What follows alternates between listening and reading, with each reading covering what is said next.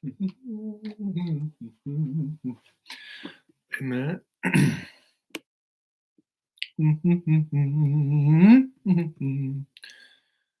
Hello, hello, hello, hello.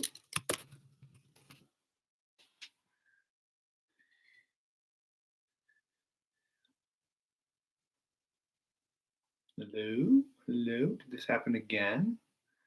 I double checked the settings. Hello, hello. Audio working? Hello, hello, hello, hello, hello, hello.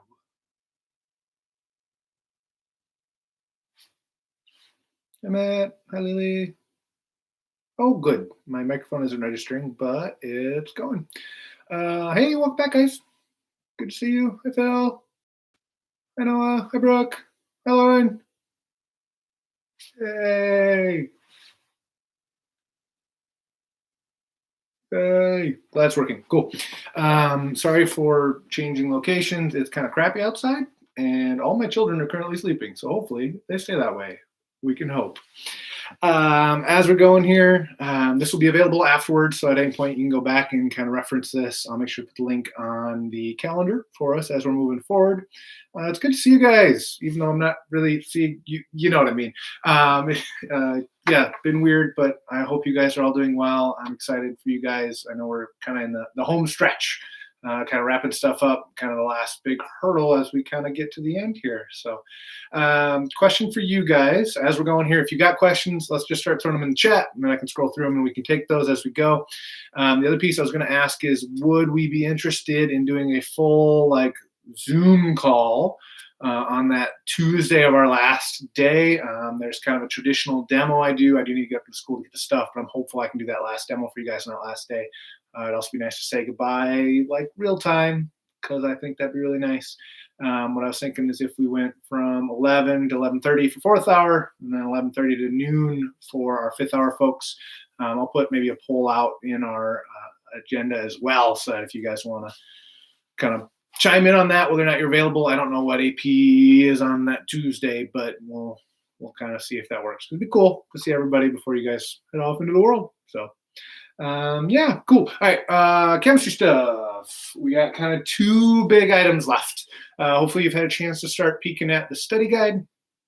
For my real astute people, you may have noticed that there's already an answer key posted on the Canvas site. I haven't linked to it directly on the Canvas calendar yet, but it is available there for you guys to be able to be checking as we go.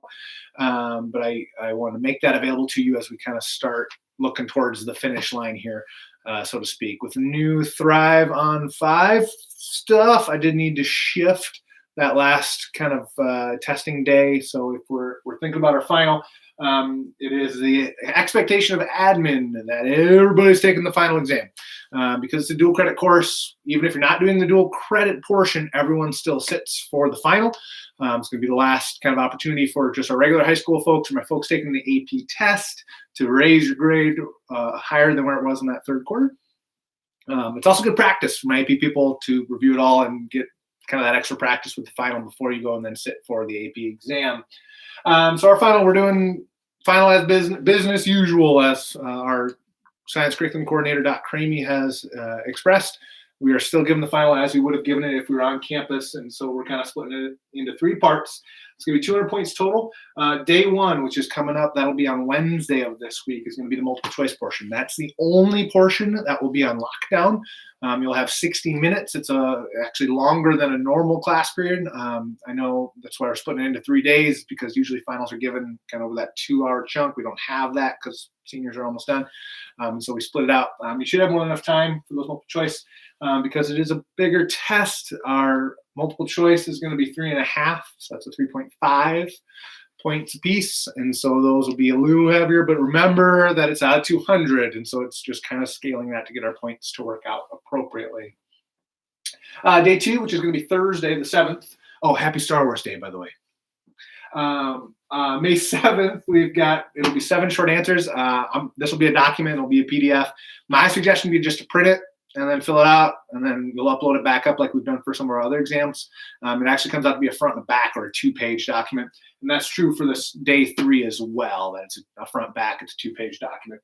And so in terms of kind of a short answer, this last part, because of the Thrive on 5, I can't give that on Friday this week.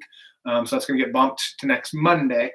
And so that'll be our additional 30 points. All those added together then give us our 200-point final for our course.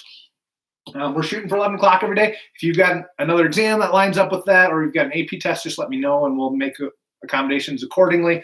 But that's kind of what we're thinking right now, kind of looking ahead to the final exam.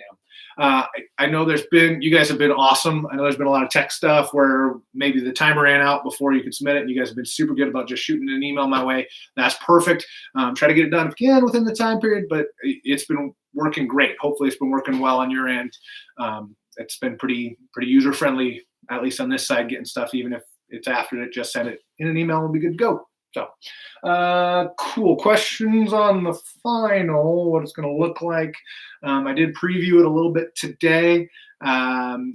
Big picture stuff. A lot of our short answer stuff, or a lot of the problem sets that we've kind of been working, and those were specifically kind of pulled out for the study guide. For some of the multiple choice pieces, I'd be looking at some of those terminology pieces, some of those items. So a fair number of the exam questions are things we've maybe seen on previous tests. Not trying to be sneaky here. It is, did you get from the course the big concepts that we introduced over the course of this year? So that's kind of what we're hoping for the final as we're kind of looking ahead. So cool. Questions, final exam, 3 days. Delay on our YouTube live.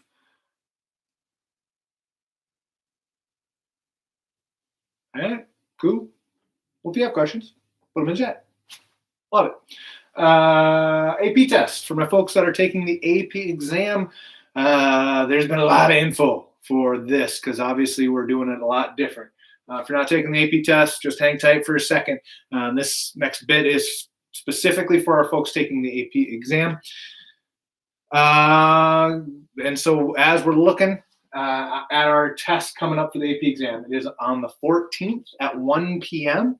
AP is suggesting you get in 30 minutes beforehand, get all of your information in so that you know that you're in the system, and then we'll be able to go and launch into the test right at 1 o'clock. I got no access on this front. This is all run through the College Board. So if there's a tech issue, we need to make sure we get that figured out beforehand. That being said, just today, they unlocked a demo version. So you should be able to go in. You should have gotten an automatic push notification for anybody that's registered to take the AP exam, so that you can go back and you can practice on the demo site to make sure you're familiar with the setup and kind of how that's going to run.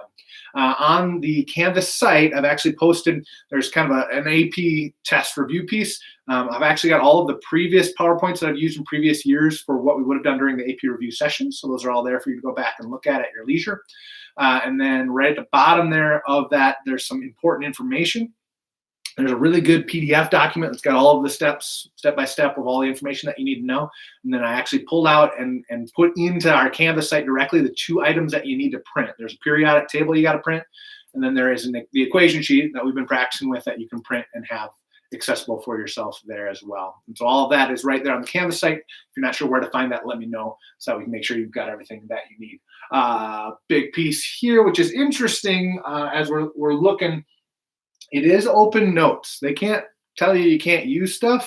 The way they're kind of getting around that is it's really short.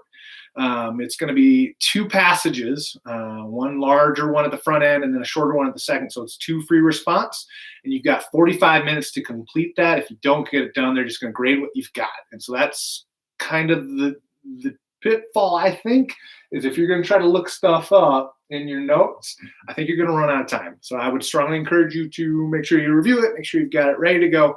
Not to say that you can't have those things, but if you spend your time trying to flip through it and find that information, you're going to run out of time. And so it's not going to be regurgitation. You got to be able to apply kind of the concepts and the pieces that we've been working over the course of the year.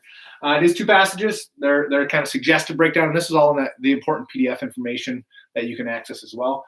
Their suggestion is 25 minutes to get through the first question, the first free response passage. It leaves you 5 minutes to upload it. You can either do it digitally, type it out on a Word doc, and then drop your file back in. You can also work it out and take a picture and drop that back in. That's why it's so important that you try the demo site to make sure you know how that system works, so that you know you've got that part figured out, so you're not spending your time figuring out how to do that. And then after the 5 minutes, that's the 30-minute mark. After you upload question 1, you'll then have 15 minutes for question 2, and then an additional 5 minutes to upload that, and then close out of the assessment. I did watch one webinar with the guy in charge of the AP College Board. He was really cryptic about cheating. Don't do it.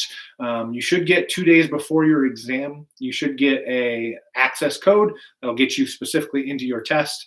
Make sure you talk to everybody in your household. Make sure you know pets are away. Nobody's going to bug you. No distractions, no phones, so that you can use all of your time effectively to be successful on that AP exam. So these got to be big picture. If they're only going to ask 2 passages to know whether or not you learned successfully over the course of the year, these have got to be big overarching topics to make sure that you've got a good grasp on that content. So cool. So those are our 2 tests that we're kind of looking at, making sure that we're comfortable for those. I apologize. I know this is a lot of information up front, but I want to make sure that you have all of this so you know exactly kind of what's going on here the next week, week and a half as we're going into the end here. Question in the chat: can I open up our previous exams? I can do that. I would ask a couple of favors. Please don't be taking pictures of any exam items. They are technically UMKCs, and that is academic dishonesty. I can open them up so you can look at them in lockdown browser. The only problem is because of the way our Canvas rolled with second semester, I can't get you back past that semester break. I can get all of this semester's exams unlocked, but I do not have access to be able to push that second semester or first semester stuff back up. So cool. Study guide. I will admit this was meant to be mostly informational here, and then to give you an opportunity to be asking questions. Let's start kind of with the vocab info as far as our vocab and concepts, and then our symbols and units. So if we shift a little bit to our study guide for a little bit here. I will be available again tomorrow to be taking questions. I'm not planning to do a review session proper. That just leaves me available so that if you want to do a one-on-one, if you want to set up a Zoom chat, we can totally do that. I just want to make sure kind of big info gets to everybody that needs to have it as we're kind of moving ahead. So vocab stuff as we're kind of looking. I do not believe that I went through and wrote all of the vocab terms on the answer key. So if there's something there that you're looking at that you're like, wait, what was that again? Some good opportunity to talk about those. Hybridization, I would have hit harder here in our orgo unit. It's a good opportunity to talk about when we're looking at single, double, triple bonds, hybridization. I know we touched on it briefly. I would not expect a big piece on that, so please don't worry on the hybridization portion. Same for our reducing and oxidizing agents. We said we're not going to worry about those. I've actually altered that question on the final to make sure that we don't have any situations going on with that stuff. So, cool. Questions coming off the vocab stuff.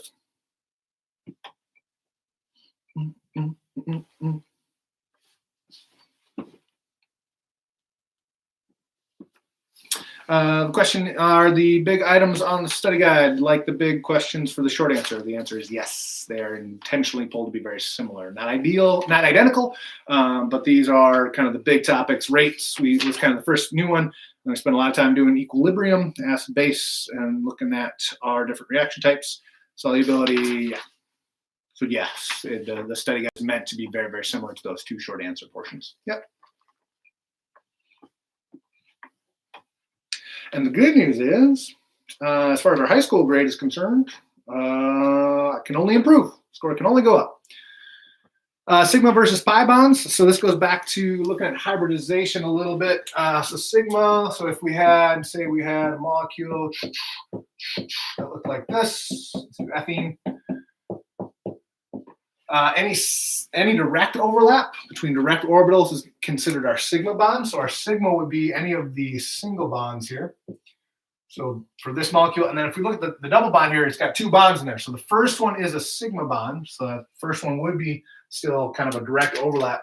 The second bond here technically is the p orbitals overlapping, and that would be our pi bond. This is the second bond in here.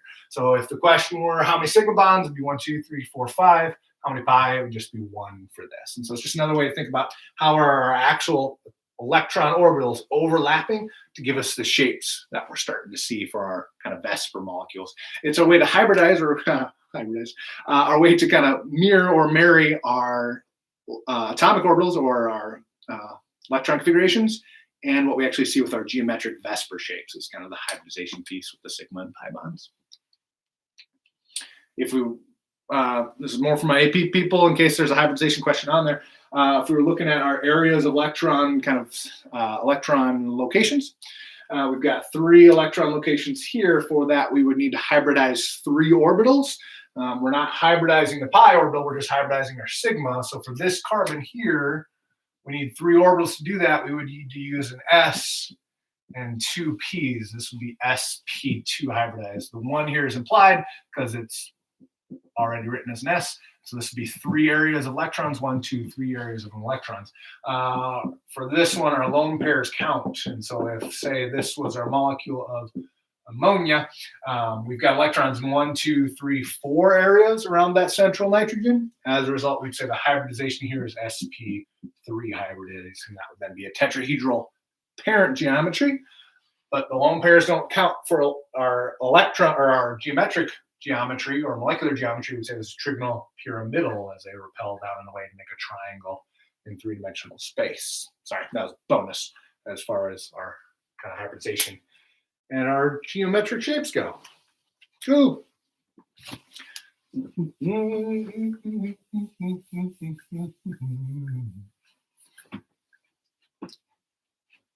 What else? Wavelength, I wouldn't worry about. We didn't do much calculations with wavelength. That's more of a college Chem 1 piece. Ooh, cool.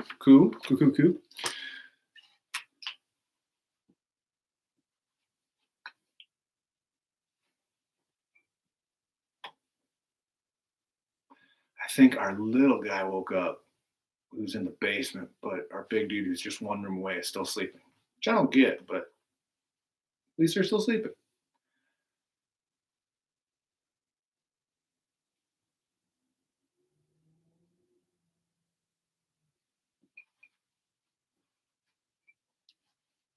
All right. Well, I don't want to belabor the point. I don't want to waste you guys' time. I know we've got a lot of stuff going on. If you have any questions as we're kind of moving ahead, please reach out. I know the time is weird and it's kind of funky, but if at any point you've got any questions, let me know. If you would rather do face-to-face, we got more one-on-one questions, happy to do that as well. So I kind of push this to the day ahead just to make sure that if we've got kind of big questions that can help everybody, got some time to do that, talk about what to expect. But yeah, please let me know if you've got questions. Number 6 from the study guide. Yeah, so if we're looking at number 6, says which will react strongly, which ones weakly, and which ones not at all in terms of our 3 reaction types. So if we're looking at the first one, if we're looking at the first one, think about just what is reacting. We got H2CO3 plus NH3 turning into our bicarbonate ion and some ammonium ion. Cool. If you're thinking about what species are reacting here, we've got an acid, this is carbonic acid, albeit it is a weak acid, but it is an acid. NH3 is a base. If we're thinking about our Bronsted-Lowry definition, it's accepting an H. So this is our Bronsted-Lowry base, but it is, if you remember, a weak base. So now the question is, does this react strongly or does this react weakly? Well, even though they're both weak, this doesn't really want to give away the H. This one doesn't necessarily really want to get the H, but because they still do want to make more stable species, these are actually more stable. We could go all the way back. Sorry, this would be an equilibrium. We could go all the way back and actually compare Kas and Kbs. But if it is an acid plus a base, it wants to react. And so we would expect this to react strong. This would be a strong reaction.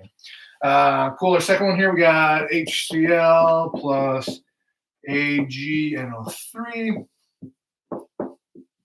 to turn into our AgCl and and HNO3. So if we're thinking about equilibrium, whether or not, I guess that would be the other way you can think about this, which way our equilibrium is start to shift. But here, this is an acid. Yes, this is not an acid or base in particular, but the key here is in our solubility rules. NAG, SAG, Castor, Bear, PMS. This silver chloride is a solid precipitate, which means as these two are interacting, this comes out, meaning we're going to make more to put back into solution, comes back out. Because we form a precipitate here, this would also be a strong reaction. Cool. If we look at our last one, we got potassium nitrate plus our ammonium acetate, which, as an aside, I don't think I have any of that. That's pretty big. Cool, making some KC2H3O2, I'm gonna space, sorry. And our NH4NO3. This goes back to our solubility rules as well. These are all ionic salts. So the question becomes, do we either have these precipitate? Potassium always soluble, acetate's always soluble. We've got nitrates and ammonia. Nitrates and ammonium's always soluble, and so everything stays in solution. So we would actually see no reaction for this last one here. An example of a weak reaction would be as if we had like a weak acid plus water. We would say that Ka would be less than 1, and so as a result, that would be a weak reaction, or a weak base with water would be another example of a weak reaction you would potentially see. Yeah, cool. So kind of a mix between acid-base reactions and our solubility rules, and kind of keeping those two figured out in their mind as we're thinking about our reaction types.